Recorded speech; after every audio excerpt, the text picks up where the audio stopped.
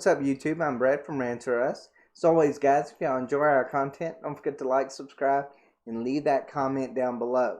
Alright, so Transformers Rise of the Beast will try capturing 90s Terminator 2 style action. Now, for those of y'all who aren't 90s kids, if there's one action movie that you really need to watch from the 90s or the early 90s, it is definitely Terminator 2. It's one, there's so many of these movies that when you go back and you think, oh man, this was an amazing movie in my childhood, is it going to still like hold up over time? That is one movie that actually, I would almost say got better with age, in a lot of ways, because you just don't see movies like that. You don't see acting like that. You don't see stories like that. It was original, even though it wasn't even the first one. I mean, Linda Hamilton did a great job. Robert Patrick, great villain. And of course, Arnold Schwarzenegger. I'm not a huge Arnold Schwarzenegger fan, but I mean, come on. Him as a Terminator, he was awesome in that role. I was almost saddened that they just kept going with that franchise. I was kind of that way with the Fast and the Furious franchise. I'm like, there's only so much you can do with something. Like, just stop making the movies. Like, you don't have to destroy every franchise that that 90s kids and 80s kids grew up watching. Of course, they got the new He-Man coming out, which probably isn't even going to be about He-Man. And then, of course, you've got Indiana Jones, Star Wars, all of that, which, at least in my eyes, were ruined in a lot of ways. Because, look, Hollywood's just not that creative anymore. And it shows in the movies, it shows in these recreations that really should actually be better with modern day technology, but actually are just far, far worse simply because of one, identity politics and just politics in general. Or just the movies are not made to be entertaining anymore. So, I mean, that's my rant on that. But let's read a little bit about this article. It says right here, Transformers Rise of the Beast will feature action scenes inspired by Terminator 2 Judgment Day. The next installment of the Transformers franchise will see the Autobots and Decepticons joined by more factions of characters, including the Predacons, Maximals, and Terracons, and feature fan-favorite characters like Optimus Primal. Stephen Caple Jr., who directed Creed 2, is at the helm, and Anthony Ramos and Dominique Fishback in the lead roles alongside Peter Cullen and Ron Perlman, voicing Optimus Prime and Optimus Primal respectively. I don't exactly know how this movie works. I really, to be honest with you, didn't really understand why Bumblebee was really needed. Don't get me wrong. I love Bumblebee in the Transformers movies, but I kind of felt like it just kind of brought out a lot of questions about timeline issues that really shouldn't have been issues in the very first place, because they never should have done backstories. But everything has to have a backstory now. In fact, backstories of backstories now have movies. But alright, the next installment of the Transformers film franchise will be a follow-up to Bumblebee. Bumblebee took place in the 1980s and took inspiration from the franchise's 80s roots, along with popular films of the time like those of John Hughes. Transformers Rise of the Beast will be set in 1994, keeping with the real-world time frame for when the Beast Wars line of toys was launched, but also allowing the films to pull from 90s action films for major influence. Beast Wars. You want to talk about another thing from the 90s? The Beast Wars cartoon was awesome. It was so amazing. It was so unique even back in the day and even now.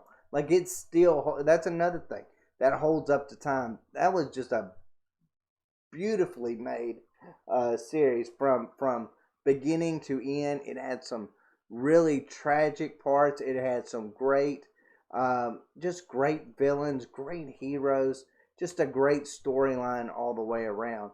Definitely a must watch.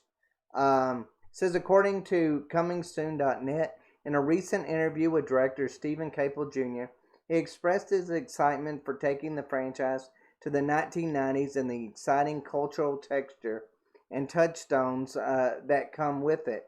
He expressed he wanted to capture the vibe of Terminator 2 Judgment Day when it came to the action sequences for Transformers Rise of the Beast. He looked to the film in the sense of the heaviness of the action between two machine fighters. Caples Jr. says, I think you'll feel the sense of a journey and expedition in this film. This go around that connects all of those to what you're saying. Terminator 2 is classic.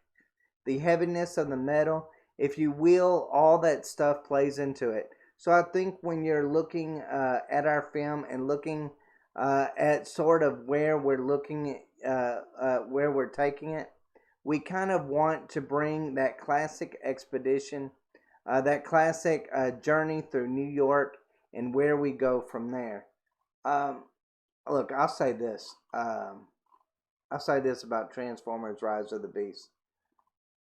If there was one thing that, at least in my eyes, plagued the Transformers films, it was the fact that the action scenes were they were beautifully made. Don't get me wrong, they were.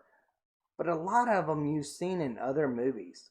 Like, it wasn't like you would think something that had to do with like Autobots and Decepticons would be something that would have completely different and new action scenes. But actually, no. I mean, even in some of those, the new movies that are coming out, with Black Widow and Snake Eyes, a lot of those that you even see in the trailers of them are just kind of some of the same action sequences that you saw in the previous Transformers movies.